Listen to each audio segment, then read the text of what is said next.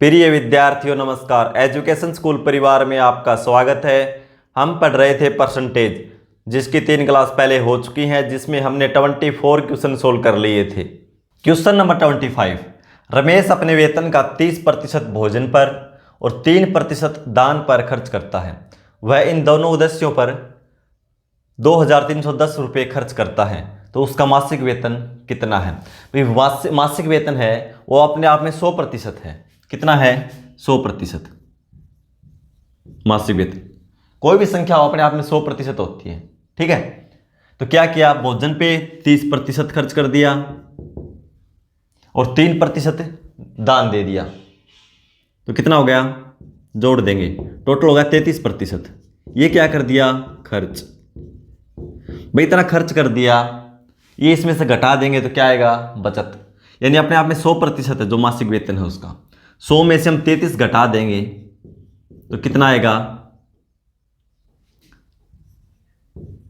67%। तो ये क्या है? बचत है, ठीक है। बचत है ना। पूछा क्या है?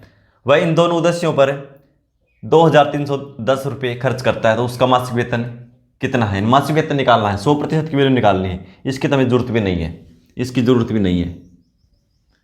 बचत पूछे तब जरूरत पड़ती है इसकी। तो देखो खर्च कितना किया है? 33%। और रुपये में कितनी वैल्यू उसकी? 2310। यानी 33% की वैल्यू है 2310। 1% की वैल्यू निकालेंगे तो 2310 को 33 से भाग दे देंगे, 1% की वैल्यू आ जाएगी। हमें निकालनी है 100% की वैल्यू, यानी उसकी आय निकालनी है, तो गुणा में 100। 3 से कैंसिल करेंगे 11 और 3 से 3 7 21, 2 3 7 21 और 0। फिर 11 से 11 7 77 और 0। 70 गुणा 100, यानी उसकी मासिक वेतन है भाई 7000 रुपये, ठीक है। Option D. क्वेश्चन नंबर 26, एक कंपनी ने एक सेल्समैन 3000 रुपये मासिक वेतन पर रखा। इसके अतिरिक्त सेल्समैन द्वारा की गई मासिक बिक्री पर 10% कमीशन मिलता था। 3000 रुपये तो उसको मिलते हैं उसके वेतन के रूप में। इसके अतिरिक्त यदि वह सेल्स करता है, जो बिक्री करता है, उस पर 10% उसको कमीशन भी मिलता है। सेल्समैन को 10,000 रुपये मासिक कमाने के लिए कितनी बिक्री प्रति माह करनी होगी? तो देखो भाई, सेल्समैन को कितने कमाने हैं? 10,000 रुपये, ठीक है। 3,000 रुपये उसका मासिक वेतन है, तो इसमें से घटा दो 3,000। 3,000 रुपये तो मासिक वेतन है ही उसका। कितना बच गया? 7,000 रुपये उसको अतिरिक्त कमाने हैं। और ये 7,000 रुपये कहाँ से आएंगे? कमीशन से। और कमीशन कितना मिलता है उसको? 10%। 10% मिलता है। 7,000 रुपये कितनी बिक्री करेगा तब मिलेंगे? तो देखो भाई, यानी ये 10% की वैल्यू के बराबर है ये, क्योंकि ये कमीशन से आया है, ठीक है। तो 10% की वैल्यू कितनी है? 7,000। 1% की वैल्यू 7,000 को 10 से भाग दे देंगे। हमें बिक्री निकालनी है। बिक्री 100% करेगा ना, बिक्री 100, क्योंकि 100 का ही तो 10% है ये, ठीक है। 0 से 0, 70 गुणा 10, 7,000 गुणा 10, 70,000। यानी 70,000 रुपये की बिक्री करेगा, जिस उसको 7,000 रुपये और मिलेंगे। तो कुल बिक्री कितनी करनी पड़ेगी? 70,000 रुपये। Option D. Question number 27, Sunita अपने मासिक वेतन का 20% अपने पुत्र की शिक्षा पर व्यय करती है। यानी जो भी उसका मासिक वेतन है वह उसका 20% शिक्षा पे खर्च करती है। शिक्षा पे 20%। अगले माह जब उसके वेतन में 170 रुपये की वृद्धि हो जाएगी, यानी अगले महीने की बात कर रहा है, तो वह फैसला करती है कि वह उसका भी आधा अपने पुत्र की शिक्षा पर खर्च करेगी। जब उसका वेतन बढ़ जाएगा, कितना बढ़ेगा? 170, तो उसका आधा यानी 2 से भाग कर दो, कितना आएगा? 1 2 5 10, यानी 85 रुपये इसका भी वो उस पर खर्च करेगी। इस प्रकार उसका कुल खर्च 645 हो जाएगा। तो बताएं कि उसका वर्तमान वेतन कितना है? वर्तमान वेतन कितना है? देखो ये खर्च कब हो जाएगा? 645 अगले महीने मतलब जब 85 रुपये इसमें और शामिल कर देगी, 20% में 85 रुपये और शामिल कर देगी, तब 645 होगा। वेतन पूछा है वर्तमान, और 20% की वैल्यू दे रखी है शिक्षा पे खर्च की। तो पहले क्या करेंगे? शिक्षा पे खर्च भी हम वर्तमान लेंगे, ये तो अगले महीने की बात है, 85 रुपये जोड़ने के बाद, तो इसमें 85 घटा देंगे तो वर्तमान शिक्षा पे खर्च कितना है देखो, 0, 6 और घटाएंगे तो 5, यानी अब फिलहाल खर्चा है 560 रुपये शिक्षा पे, और वो किसके बराबर है, 20% के। तो उसका क्या निकालना है, वेतन। वेतन अपने आप में 100% है, 20% खर्चा शिक्षा पे, रुपए में खर्चा कितना, 560, यानी 20% की वैल्यू क्या है, 560। तो 1% की वैल्यू 560 बटा 20, हमें निकालना है वेतन 100% अपने आप में, तो गुणा में 100, 20 से 1 और 20 से 5, 5 से गुणा करेंगे तो 0, 5 के 30, 3, 25 और 3 28, 2800 रुपये उसका मासिक वेतन है। लिख लेना मासिक वेतन, मासिक वेतन कितना है, 2800 रुपये, option A. Question number 28, Ram ने अपनी आय का 30% स्कूटर के पेट्रोल पर, भाई जो भी उसकी इनकम है उसका 30% स्कूटर के पेट्रोल पर, शेष का 1/4 जो बच गया खर्च करने के बाद उसका 1/4 मकान के किराए पर और बची राशि को भोजन पर खर्च करता है। यदि उसका स्कूटर के पेट्रोल पर खर्च 300 रुपये हो तो बताएं उसे मकान का किराया कितना देना पड़ा। क्या निकालना भाई, मकान का किराया।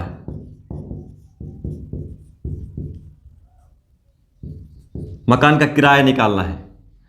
स्कूटर पे खर्च कितना किया, अपनी आय का 30%। आय अपने आप में 100% होती है भाई। मान लो उसने 30% खर्च कर दिया तो कितना बचा, 70%। स्कूटर पे खर्च करने के बाद कितना बचा, 70%। और इसका 1/4 क्या दिया है, किराया, तो हमें इसका 1/4 निकाल देंगे। कैसे निकालेंगे देखो भाई, प्रतिशत में वैल्यू बता रखी है पेट्रोल के खर्चे की 30, और रुपये में क्या बता रखी है, 300 रुपये खर्च करता है। तो इसका मतलब क्या हुआ, 30% की वैल्यू 300 रुपये है। 1% की वैल्यू निकालेंगे तो हम 300 को 30 से भाग दे देंगे, 1% की वैल्यू आ जाएगी, उसकी आय के 1% की वैल्यू आ जाएगी। तो हमें 100% निकालने की जरूरत नहीं है, क्योंकि 30% तो खर्चा कर दिया, और खर्चा करने के बाद जो बचेगा उसका 1/4 किराया देता है, यानी 70%। तो 70 की वैल्यू निकाल दो, क्योंकि 30 तो खर्च कर दिया, ये आ गई उसकी 70% की वैल्यू। पेट्रोल पे खर्च करने के बाद वैल्यू ये बचेगी, और इसका 1/4 किराया देता है, तो इसका 1/4 कर दो। 30 से 10, 2 से 2 और 2 से 35, 2 से 5, 35 गुणा 5, 5 5 25, 2 15 और 2 17, 175 रुपये मकान का किराया देता है, ऑप्शन ए। क्वेश्चन नंबर 29, एक परीक्षा में उत्तीर्ण होने के लिए 40% अंक अनिवार्य हैं।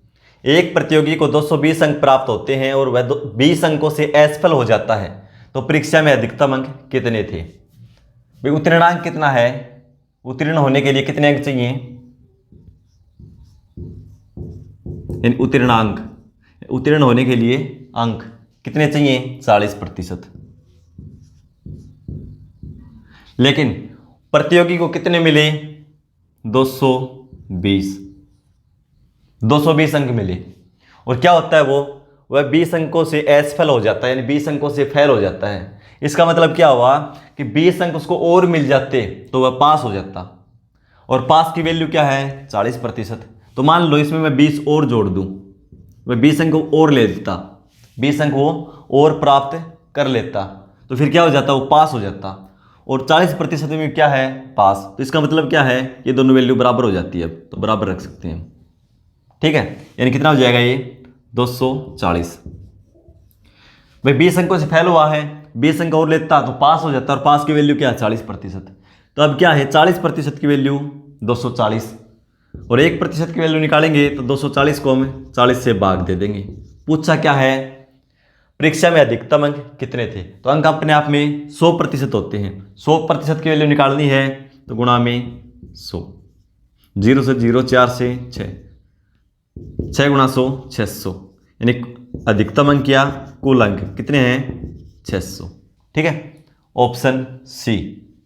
क्वेश्चन नंबर 30, एक छात्र को पास होने के लिए कुल अंकों का 33% अंक प्राप्त करना है। भाई 33% प्राप्त करेगा तो पास हो जाएगा। उसे कुल अंकों का 25% अंक प्राप्त होता है तो वह 40 अंक से असफल हो जाता है तो कुल अंक कितने हैं।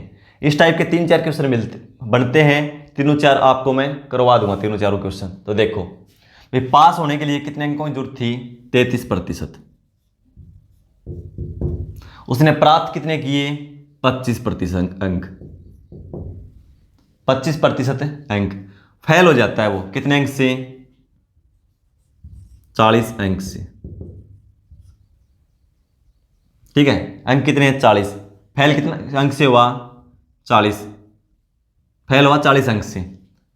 पूछा है तो कुल अंक कितने थे।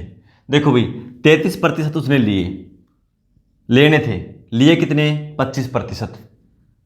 यानी पास होने के लिए चाहिए 33% अंक और लिए 25। कितना अंतर है, 8%। यानी वो 8% अंक और लेता तो पास हो जाता। तो अब फेल कितने अंकों से हुआ, 8% अंकों से फेल हुआ। फेल कितने अंकों से हुआ, 8%। यदि 8% अंक और आ जाते तो पास हो जाता। और प्रतिशत में तो वैल्यू 8 है, अंक कितने हैं, 40। 40 से फेल हुआ है तो इसका मतलब क्या हुआ, 8% की वैल्यू क्या है, 40। 1% की वैल्यू निकालेंगे तो 40 को हम 8 से भाग दे देंगे। निकालना क्या है, कुल अंक। तो कुल अंक निकालना है तो कुल अंक अपने आप में कितने होते हैं भाई, 100%। ठीक है, तो गुणा में 100 कर दो। 8 से 5, 5 गुणा 100, कुल अंक थे 500। ठीक है, ऑप्शन सी। Question number 31।